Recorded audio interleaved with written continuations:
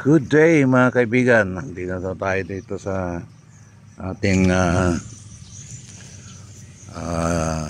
anong tawag niya, tinawag nila rito? Greenhouse. Greenhouse farm. At may tanim na itong isang linya mga kaibigan. Lechugas to ano? Ito. Lagyan ng coco pet muna yung ano. Tapos nag-transplant na ng ano. Lechugas, lettuce, lettuce. Okay, ito susunod. Wala pang pump to. Meron na ba? Parang wala pa.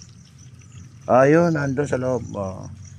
So itong next, saka itong tower nito, itong tower. Pero meron ng coco ped. Wala pa yung itatanim natin mga kaibigan. Nanggagaling dun sa supplier.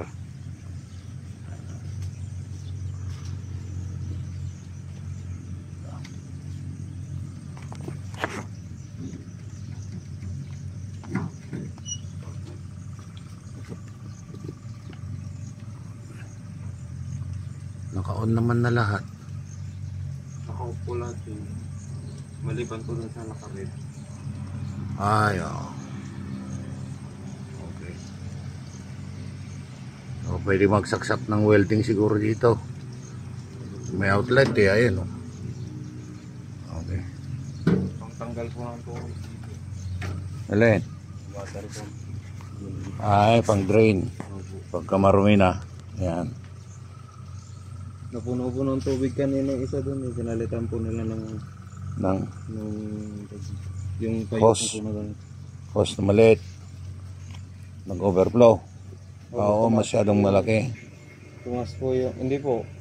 Ito po nakarga ng tubig sa loob. Tumaas yung drum. Ngayon yung connection po na pungtil po. Pinalitan po kami. Palis lang po nung nagkabit. Okay. Kailangan kasi titignan muna nila yan bago nila iiwanan ng gusto. May tubig na naman oh.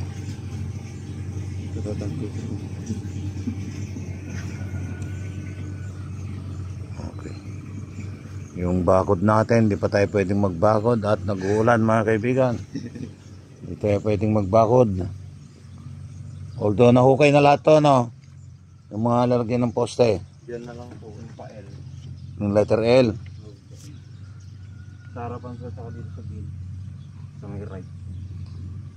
Sige. Pag umaraw na lang tayo maglagay ng poste. Totally ari naman na yung poste.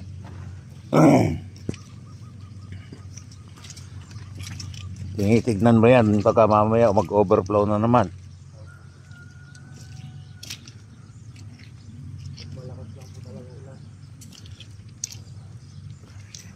Ayun na. Kailangan tabunan na ng graba ito at ng pagpasok dyan. Hindi nagpuputik. Kailangan ka natabunan.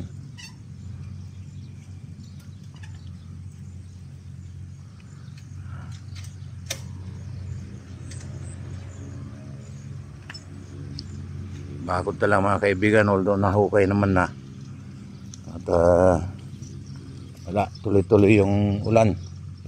2 araw akong wala, nasa Tuguegarao mga kaibigan. Pero tuloy-tuloy ang ulan. Hindi makapag semento, yung poste. At naging hindi pa ako naka-dry seating mga kaibigan. Nalo ko na. Hindi man na tumigil yung ulan kahit umaraw man lang ng mga 4 o 5 araw para makapag-traktora. Nako, nag-umpisa nang umagustong ko na tubig Naloko na.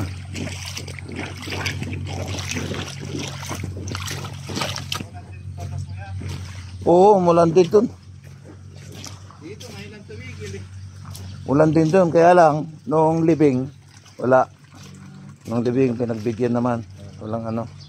Hindi umulan. Buti maganda ang daan, walang ginagawa. Meron pero mabilis lang. Kasi nag-bypass kami ng Santiago to Gigraw eh. Kaya medyo kwan. Okay.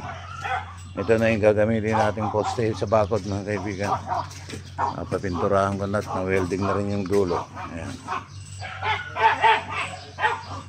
Yung pinaka perimeter fence na ilalagay natin. Ito. Pwede na siguro ito. Cyclone wire. Kuha tayo ng 12 rolyo. Cyclone wire na 5 feet. Pagka umaraw na, makapagsemento. Pa-deliver ka na ng kuhan, graba? Wala pa. Mahirap magkakot. Kasi putek. Ang gagawin natin pa na lang yung Square na lang. tapos yung pagtapatungan yun na lang tampakan natin ng graba. Pwede. Magmumolde lang yun. Magmumolde na lang tayo rito. Pinaka-step niya. Kahit na isang pie. 1 by 12 para maabang ganun yung daanan. Pwede na magsalubong. Para pwedeng magsalubong. Pero isang pie lang yung kuhan. Lapad. Yung Pa natin eksakto lang na gano'n. Pwede yun. Yun na lang gawin natin para makatipid sa graba. bukas kaya si Ay, linggo ngayon, di wala. Bukas na lang. ilang load? Isa lang. Isa lang. Sobra na yan. Kasi yung lalagyan lang natin yung pagitan. Kung maaari, damo nga yung pagitan. Pagkakon. Maganda Damo na lang yung pagitan ng step. bukas na lang. Okay po. Reports na no? 3/4 Total meron ng pang mix dito. Para iba rin yung matibay kasi na gano'n. Okay po, good day. Maraming salamat po.